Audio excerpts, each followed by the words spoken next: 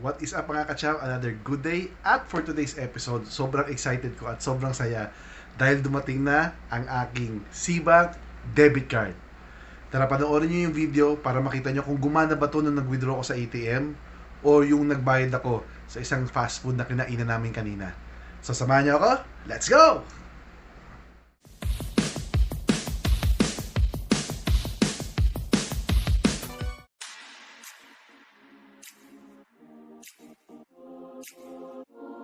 Okay, so yun na nga mga kachaw, no?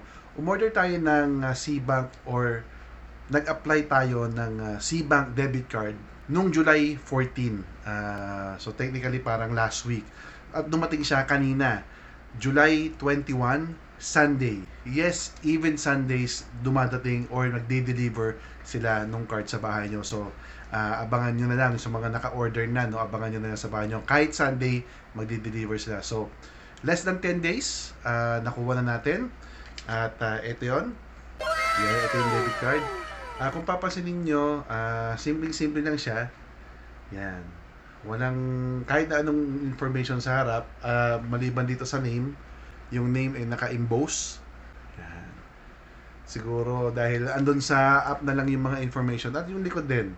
Yan, ganyan lang kasimple. So, pagbukas natin, ganyan na yung itsura. So, dumating kanina, binuksan ko, tapos inactivate ko. So, paano natin inactivate? So, paano ko inactivate? Punta lang ako doon sa my card, tapos nakalagay doon, activate card. Yan. Tapos, you have two ways to activate, no? Merong via QR code, ito yun, isascan nyo yung QR code, or yung manually enter the activation code. Ang pinili ko, syempre yung mas madali, yung QR code.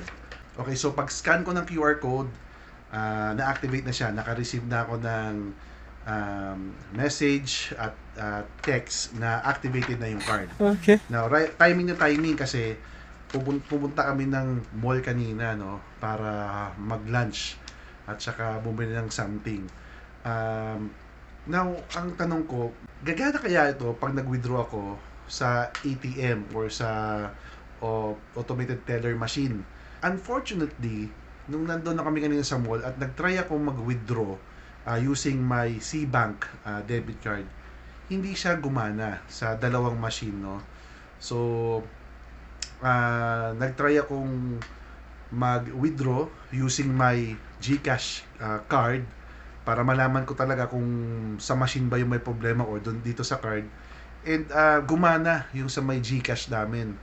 So, technically parang hindi siya gumagana sa ATM. I'm not sure kung baka dahil wala pang 24 hours. Sa may mga Cbank na debit card, paki-comment naman sa baba kung gumagana ba sa ATM yung sa inyo sa withdrawal or hindi, no? Thank you, appreciate ko yan. Pagdating naman sa purchase ng, for example, paying instead of cash, ginamit ko to doon sa may fast food na kinainan ko kanina and kinainan namin kanina ng family ko. And you know what? Gumana siya, no?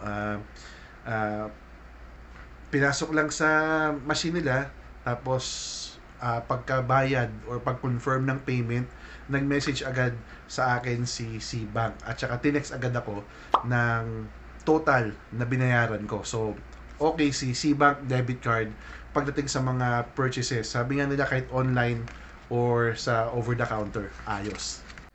Kung paano mag-apply ng Cbank debit card, meron tayong video na ginawa noon. Ito yon. So panoorin nyo na lang, bisitahin yung channel ko. Tapos you may consider subscribing na rin to my channel and click the notification bell para updated kayo sa mga high interest rate na mga bangko online. Okay, so kung hindi gumagana sa ATM pag withdraw, ano yung mga benefits ni Cbank debit card? So babasahin ko na lang sa inyo, no. Yung una, enjoy cashback on your purchases whether online or in store. So may mga cashback tayong makukuha, no, according kay Cbank, and which is very good. So safe na kayo dahil wala kayong cash na dala. Kikita pa kayo pag ginagamit nyo to sa pagbayad online or in store. Second, keep track of all of your spend in one place. Tama nga naman kasi nga, pagbayad ko kanina, andun agad yung message ni Cbank sa akin na ito yung binayaran ko for this specific fast food at yung date. So, matatrack nyo yung gastos nyo. Automatic yun. Third, zero bank markup fees on your overseas spend. Fourth, pay contactless in any store where MasterCard is accepted. So, yes, ang SeaBank debit card is a MasterCard. Tapos, locally or overseas. So, talagang gagana siya. Basta MasterCard yung inyong, or nag-a-accept ng MasterCard yung inyong babayaran either locally or abroad.